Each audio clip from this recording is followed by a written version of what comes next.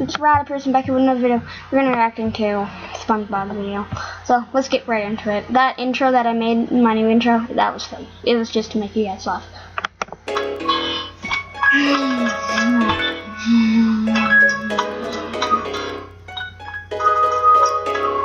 Top 10 anime characters. SpongeBob SquarePants is a funny show of nautical puns, annoyingly high-pitched laughter, and rape jokes. In the episode Gary Takes a Bath, SpongeBob and his pet snail Gary are imagining themselves as pirates looking for treasure. SpongeBob finds some bars of soap and pretends that they're gold doubloons. As he hands them over to Gary, he says, "Don't drop them," and gives a cautionary wink. To kids, this just seems like an innocent warning about losing imaginary gold. But this is, in fact, a reference to prison rape.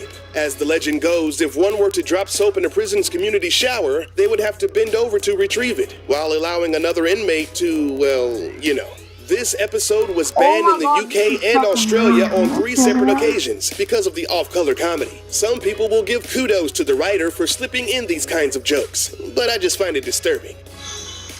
The main antagonist of the 2001 animated hit Shrek was Lord Farquaad, whose name was purposely made to sound like Farquaad. There's a scene where the little Farquaad was sitting upright and naked in his bed while drinking an alcoholic beverage. He then demands that the magic mirror show him a picture of Princess Fiona. With an apprehensive grimace, the mirror pulls up a photo of the princess. As Farquaad says, "Ah, perfect," a very subtle movement can be seen underneath the sheets where his crotch is located. Realizing he's getting a little too excited, he quickly pulls up the bed sheets to cover up his growing erection. There's no doubt about it, there's definitely some movement under those sheets. He then looks back at the mirror, embarrassed. Visible erections in a kid's movie?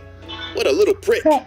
I knew you were gonna say Disney's Frozen was an instant smash hit. It had kids across the world singing Let It Go, and had parents clamoring to the toy stores looking for that latest Elsa doll. But there's a part in that movie that has adults snickering to themselves as the kids looked on in confusion. When Anna's talking to Kristoff about the man she married on a whim, he's rightfully skeptical about her knowledge of her newfound fiancé. So he rattles off a bunch of questions to quiz her. After asking about his eyes and last name, he then slyly inquires about his foot size. Anna quickly replies, "Foot size doesn't matter," and looks off to the side, scoffing at the idea. Asking about a man's foot size alludes to the size of a man's penis. When Anna replies size doesn't matter, the young princess is either extremely naive or she's implying that it's not the size of the boat, it's the motion in the ocean. Of all the entries on the list, this one is the most blatant example of sneaking sex into a kid's film. The Rescuers was a 1977 animated film dealing with kidnapping victims and the mouse organization hired to help them. These pint-sized detectives travel the world on the back of an albatross, trying to rescue an orphan girl from the middle of the Devil's Bayou. Wow, what a charming and enduring story of heroism. Well, it would be if the production team didn't intentionally put a picture of a bare-chested lady right in the movie. As the mice are flying on the back of a bird strapped inside of a sardine can, in the background there is a totally topless woman standing in the window. For 22 years, the pornographic image went undetected. Then, in 1999, Disney issued a recall on all copies of the film. They claimed that it was added in post-production by a company not affiliated with them. Disney said the aim of the recall was to keep its promise to families that they can trust and rely on the Disney brand to provide the best in family entertainment. Looks like the only thing Disney's providing is the best boobs in the business. Ah, look at those cute little penguins, tapping their little toes and practicing their sex positions. Wait, what? Yep, you heard right. These penguins get down and dirty right in front of you, and your kids were none the wiser. In one scene, Gloria pops out of the water and then slides down across the ice. Well, wouldn't you know it, old clumsy Mumbles flies out of the water and hilariously lands on top of Gloria. As they slip and slide around each other, they find themselves in some pretty unfortunate positions. What follows is a cavalcade of Kama Sutra. They are pretty much doing several erotic sex positions, which to the kids looks like innocent floundering accidents. I'm not sure how 2 penguins in the 69 position and then into the doggy style got approved for a PG rating. I guess Mumble's feet aren't the only thing that he'll be tapping tonight. Wacko, Yakko, and Dot are the Animaniacs. This was a show that aired between the mid to late 90s. Steven Spielberg was the executive producer. It was a huge hit with the kids as well as adults, garnering about 1 million viewers every week. Intended to be a children's show, sometimes they would go a little bit too far with the sexual innuendo. In the most extreme instance, while the main characters are trying to solve a crime, Yakko tells Dot to dust for Prince. She returns with the pop musical sensation, Prince. Yakko tells her, no, fingerprints. Dot and Prince share an awkward glance before she says, I don't think so. The joke is that she misheard the instructions as fingerprints. This naughty double entendre was never recalled or edited out. Even the creators of the show don't know how it managed to get past the censors. I have no idea how.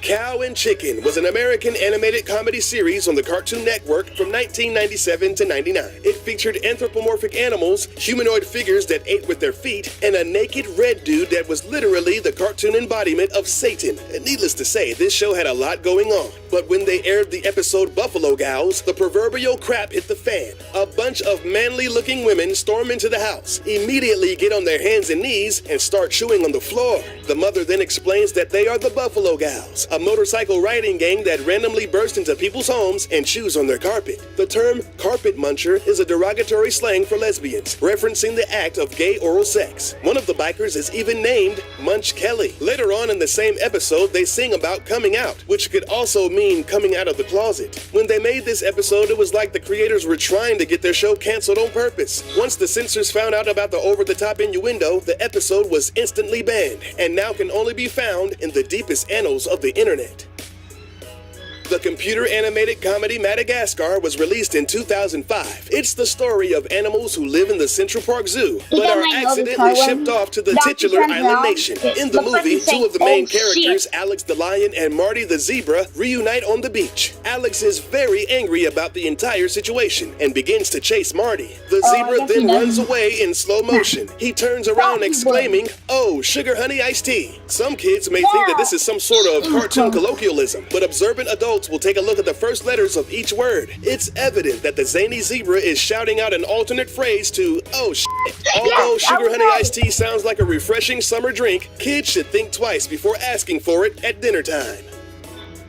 Chowder was one of those weird cartoons where you either loved it or you hated it. The Cartoon Network series lasted for 49 episodes from 2007 to 2010. It follows the misadventures of a young chef apprentice named Chowder and his daily exploits under the ever absent-minded culinary coach, Mong Dao. In one episode, Mong and his floating mushroom fairy wife Truffles are in the kitchen standing next to Chowder. Truffles says, "I think it's time to get cooking," and then kisses Mong on the cheek. He blushes, smiles, and his already elongated nose perks up and shakes like an erect penis. They walk off into another room, presumably to have sex, while Chowder says, "Hey guys, where you going? The kitchen is in here." Seeing as how the age demographic for the show was 7 to 12, curious kids were more than likely asking their parents why they left the kitchen to go cook.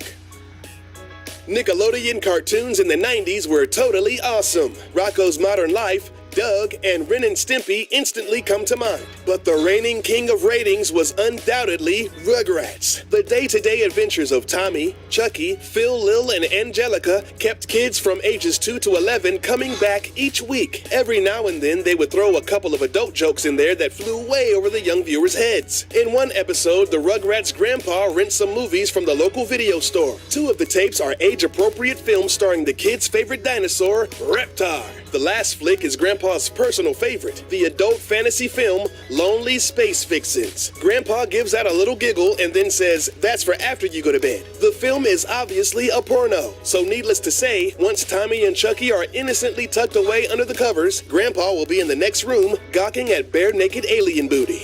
I fucking love. Why do they make these kind of jokes in little kids shows, people?